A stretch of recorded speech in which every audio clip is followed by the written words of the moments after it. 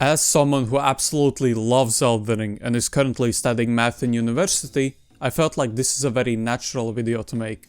There's a lot of misinformation going around in the Elden Ring community about how the game actually calculates a lot of things and about how some of these concepts actually work. So I really wanted to get to the bottom of it all and make this video for you. But I mean, I'm just a nerd who loves this stuff anyways, but yeah. I will start off with the more simple and important topics and end with the more complicated and not as useful information for the average Elden Ring player. This video will be split up into two parts and potentially even more. Part 1, the video you're watching right now, will include the following topics: damage buffs and debuffs, damage negation, resistances, defense, damage calculation, weapon scaling, and motion values. Part 2 might include topics like area scaling, more in-depth explanation of weapon scaling, stats soft caps, poison hyper armor, and more. And part 2 most likely will come out in 2 weeks or so. Before I continue, make sure to subscribe, that would mean a lot to me. Alright, enough chit chat, let's begin. Damage buffs are simply damage multipliers to your overall damage. So if you would deal 100 damage, with a buff of 20% more damage, you would deal 120 damage. Simple, right? By now I think everyone who plays Elden Ring knows that buffs in this game are multiplicative and not additive. What does that mean? Well, simply put, if you were to use two buffs which both give the player 20% more damage, you would overall deal 44% more damage and not 40% more damage. To understand this better, let's think of a 20% buff as multiplying the damage by 1.2. When I say that buffs are multiplicative, it means that instead of adding up the buffs, you multiply 1.2 by 1.2.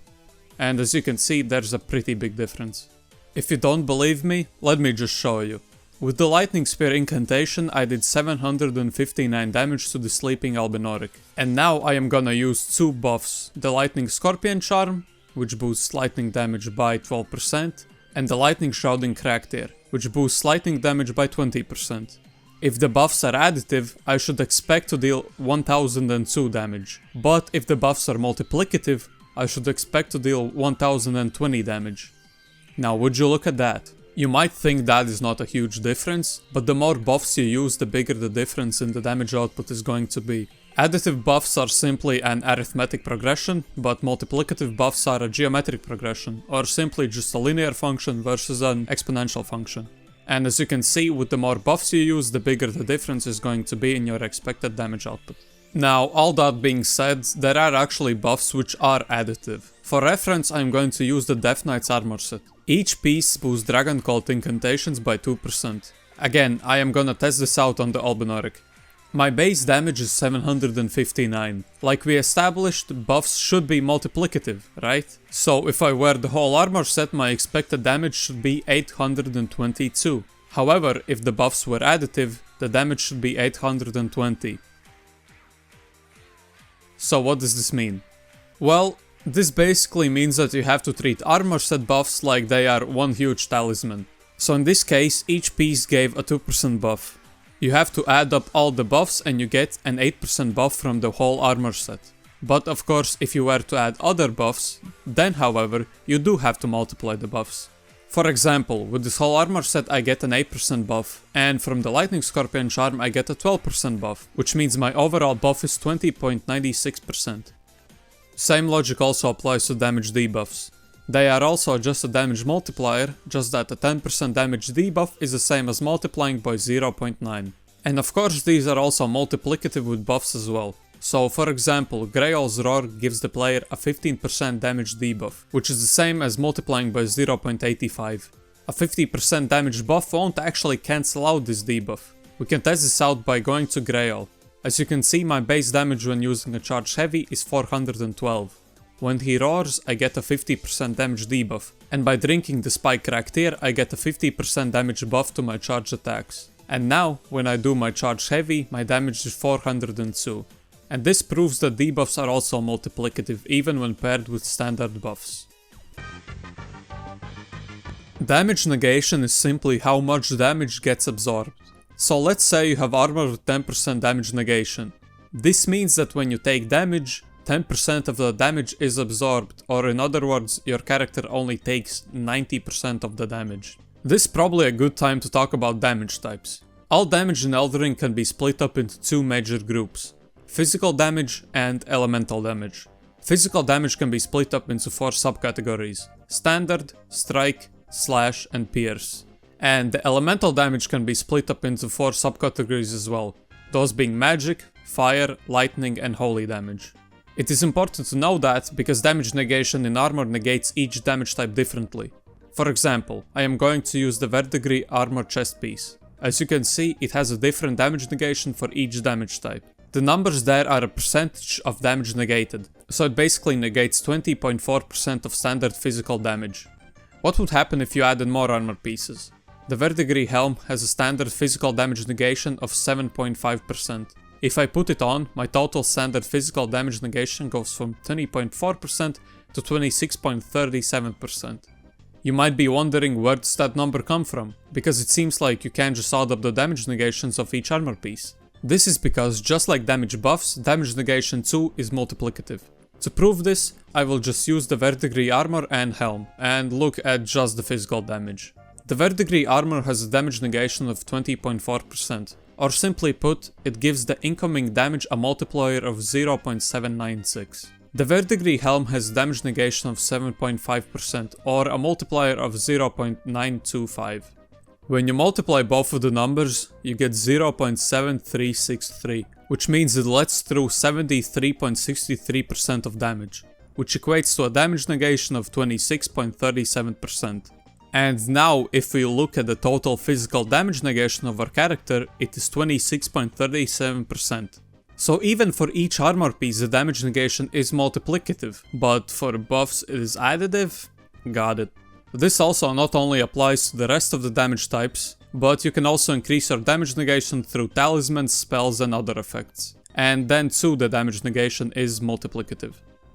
Bosses and other enemies also have damage negations for each damage type. So when you go on like the Elden Ring wiki and you see that, for example, Mesmer has 40% fire damage negation. This means that 40% of the fire damage you deal to him will be negated.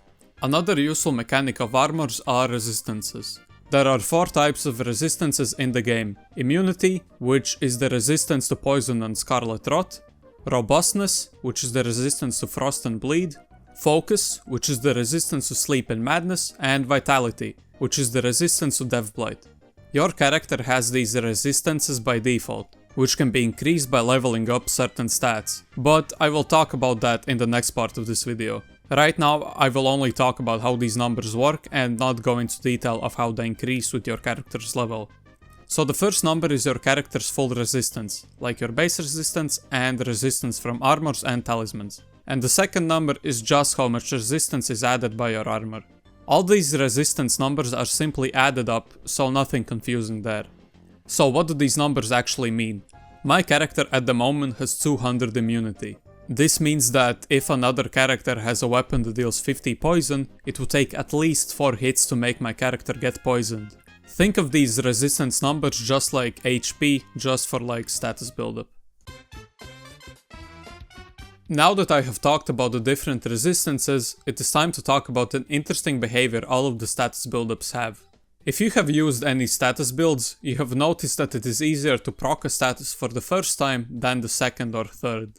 This is because enemies gain resistance after each time they are procced. As an example, I will use Mesmer. If you go on the Elden Ring wiki, you will see that he has the following resistances to poison. The first number is his base resistance, and the following numbers are the resistances after each proc, and as you can see it maxes out at 1280 poison resistance. Where does this number come from? Each enemy in Elden Ring has an assigned base resistance and bonus resistance values, sometimes also called growth patterns, which in game files have their own IDs. In total, each enemy has 6 tiers of resistances. The first tier is the base resistance, and the rest of the tiers are based off of the assigned growth pattern for each enemy and status buildup.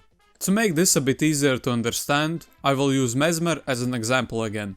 Mesmer's base resistance to poison is 435. For Mesmer, the corresponding ID number for his poison growth pattern is 1003, which is the following growth pattern. These numbers basically dictate tiers 2 to 6 for Mesmer's poison resistance. To find out the resistances after each proc, You just add the growth pattern value to his base resistance. If Mesmer's base resistance was 435, then tier 2 will have a resistance of 435 plus 98, which is 533. Tier 3 will have a resistance of 823, and tier 4 will have a poison resistance of 1280, which is his max resistance. You might be thinking why that is, as I said that every enemy has 6 tiers of resistances, but Mesmer's is capped at tier 4. This is simply because of his growth pattern, where you can see after tier 4 the growth value is constant. In short, each enemy has a base resistance to every status, and then after each proc, the game adds a constant value to the base resistance value, depending on the tier of resistance. The only ones to break this rule are NPC type enemies, which instead of additive growth values have multiplicative growth values. The growth pattern is the following. It is essentially the same as before, just instead of adding the values to the base resistance to get the tiers, you multiply the NPC's base resistance by the value for every tier. For example, if an NPC had a sleep resistance of 100, then tier 2 would have a sleep resistance of 130, and tier 3 would have 177, and so on. There are 7 possible growth patterns, but in the game files there are way more. That is simply because each status has separate IDs for the 7 growth patterns, so there are 49 total. But of course a lot of them are the same. The IDs are just different based on the status resistance it affects. If you are interested in taking a look at all of this yourself, I will leave the links to all the game files I used in the description, so you can dig around yourself. Now that we have talked about damage types and how damage negation works, it is time to start talking about how the damage you deal actually gets calculated in the game. As an example, I am going to use a plus 25 Great Katana. Its physical damage is made up of 2 numbers. The first one is the weapon's base attack power, or base AP for short. And the second number is bonus AP, which depends on your levels and the scaling of the weapon. About scaling and the second number in general I am going to talk about later in the video. If you add up the numbers you get the weapon's AP. On this character, if I one-hand the Great Katana, its AP is 633, which can also be seen in the stats menu. If I walk up to this innocent Albinoric, you can see I dealt 591 damage. You must be thinking that the damage got reduced because of its damage negation, but if I just take a look over to the spreadsheet, it shows that they have a negative 10% slash damage negation, and judging from the slashing movement of the katana, it is safe to assume it deals slash damage. So what's the issue? When it comes to calculating damage, there is one more crucial part to this, that being defense. If I take a look in the spreadsheet, Albinorics have 121 defense to slashing damage. A common misconception among Elden Ring fans is that this number is a flat damage reduction, where you would just subtract the defense from your AP and then multiply it all by the enemy's damage negation. But this is actually not how it works. There are 4 things that go into calculating damage: attack power, motion value, defense, and damage negation. The first step is to find your motion value adjusted AP. What actually are motion values, I'm going to talk about that later in the video. But for now, just know that it is some percentage. To get this motion value adjusted AP, you just multiply your AP by the motion value divided by 100. You divide by 100 because motion values are a percentage, so yeah.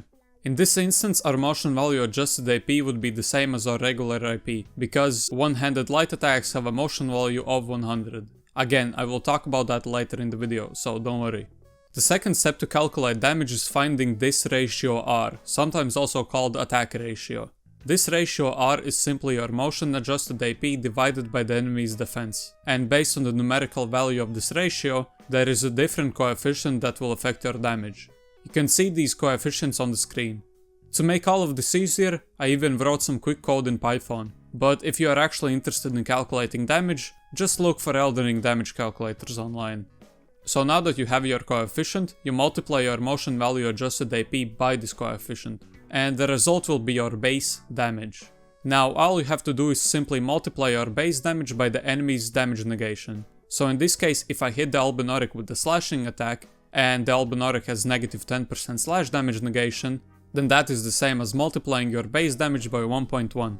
And in the end, if I put all the numbers in my little calculator, it spits out the number 591, which is exactly how much damage I did to the Albinoric. Now, if you are wondering how these calculations work for weapons that deal multiple damage types, it is all the same, but you have to calculate the damage for each damage type separately and then add them up. In the last section I mentioned that the bonus AP or scaling AP depends on the weapon's scaling and your levels. I think intuitively every Elden Ring player understands how scaling works. The better the assigned letter, the more levels you should put into that stat, and then you will deal more damage. But what is the actual math behind it? In game, scaling is represented with letters, E being the worst and S being the best. These letters are actually quite misleading, as not all of them are the same even if they have the same letter. Each letter represents a range of numbers. You can see now on the screen what range corresponds to each letter. These numbers that are assigned to each letter are called scaling values. They can also be written as percentages, but it is easier to calculate stuff if you represent them as regular numbers. Now, how does the scaling value work for calculating a weapon's bonus AP? The formula for weapon's bonus AP is scaling value times the base AP times saturation divided by 100. What is saturation, you might ask? Well, I will talk about saturation and scaling more in depth in part 2 of this video. But for now, it is important to just intuitively understand what saturation is. Simply put, saturation, also known as percentage of scaling, is just a percentage of how much of the scaling you use. Saturation increases based on your level in a specific stat, so the higher your level, the more of the weapon's potential scaling you are going to use. As a quick example, I'm going to use Dancing Blade of Run at plus 10. It has an A in Dex scaling, its scaling value is 1.71, which is very close to S scaling. Its base AP is 215. At 77 Dex, the saturation is 87.75%. Again, don't worry, I will explain it all in the next video, you just have to wait a bit. And if we now use the formula for bonus AP, we get that the bonus AP should be 323. And would you look at that, in game it is also 323. Another important thing to mention is that each damage type scales with a different stat. Generally, physical damage can scale with strength, dex and arcane. Fire damage can scale with strength or fate, magic damage scales with intelligence, lightning damage scales with dex, and holy with faith. It is worth noting that quite a lot of weapons actually don't follow this, it is all very dependent on the weapon, but it generally works this way, with some exceptions. Lastly, on weapon scaling, I just want to show you how calculations work when a weapon scales with multiple stats. As an example, I will use the Great Katana. Let's calculate the bonus AP when two-handing this weapon. It has a D scaling in strength, which has a scaling value of 0.45, and a C scaling in dex, which has a scaling value of 0.75. I will start with dexterity. At 77 dex, it has a saturation of 87.75%, which gives us a bonus AP of 234. Now let's go over to strength. Keep in mind that I am two-handing the weapon, so my actual strength level will be 50% higher. So if I have 20 strength, then for the calculations I have to use 30 strength. At 30 strength it has a saturation of 41.65%, which gives us a bonus AP of 66. If you add both of them up, you get a bonus AP of 300, which is exactly the same as in the game. The 50% more strength when two-handing is the reason you get more damage when two-handing a weapon. You might be saying, that can't be true. Well, let's test it out. The Sword of Knight scales only with dex, it has no strength scaling, and with my stats it has an AP of 704, and it doesn't change if I two-hand or one-hand the weapon. If I go over to this Albinoric, I actually did more damage when two-handing. Why is that? This leads me into the next point of the video, motion values. Motion values are percentage-based values which are assigned to every single damaging movement in the game. Every light attack, heavy attack and different movements of an Ash of War have an assigned motion value. Generally, the first one-handed light attack has a motion value of 100% or just 1, which is just your base damage. I will use the Great Katana as an example. When one-handing, the first light attack has a motion value of 100, the second has 101, the third one 102, and the final one has a motion value of 110. Which means the final slash does way more damage than the first one. These motion values are the reason the Sword of Knight did more damage when two-handing, because a one-handed light attack has a motion value of 100, but the first two-handed light attack has a motion value of 103.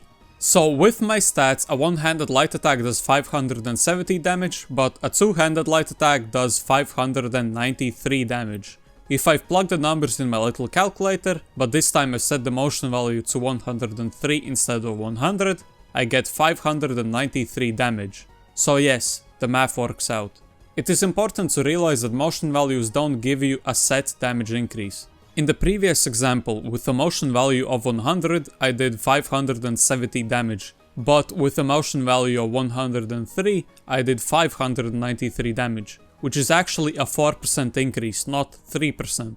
This is simply because of how the game calculates damage, which I talked about previously. And motion values change the value of the ratio R, and the coefficient is dependent on the ratio. And there are subtractions in the formula, so when calculating your final damage output, you can't just treat motion values as a percentage-based damage increase. You have to calculate it with the formulas I talked about before. Some moves have motion values that are separated like so. When doing calculations with those, you can't simply add them up. You have to calculate the final damage with each number separately, and only then you can add up the damage for that move. Motion values not only change damage, but also poise damage. I won't really talk about poise, at least not in this video, but in general motion values also affect poise damage. But for poise it is way more straightforward than with damage. In game files, the Great Katana has base poise damage of 5.5. A one-handed light attack has a poise motion value of 185. So it would deal 10.175 poise damage. And as you can see here, you can just multiply the base poise with the poise motion value. Status effects also have motion values, but those typically are always 100 no matter the attack. For some special attacks with multiple moves, it will have motion values that are split up like so, but most of the time they are just 100. Motion values here work the same as I did with poise. Just multiply the status buildup of some weapon by the motion value and you will find out how much status buildup that attack does. Of course, don't forget to turn motion values into standard numerical values by dividing by 100. And here for status it doesn't really matter anyways, since all the attacks have motion values of 100. Unless the input does multiple moves, then the motion values are split up. I hope I explained everything well. If you have any questions or things you felt like I explained poorly, then feel free to ask your questions in the comments down below. If you think I said something wrong, then also feel free to let me know in the comments. All of the spreadsheets and information I use will be down in the description, so feel free to check it out yourself. Part 2 will be out in 2 weeks, so wait for that. I hope you enjoyed the video. If you did, press like and subscribe. See you in the next one.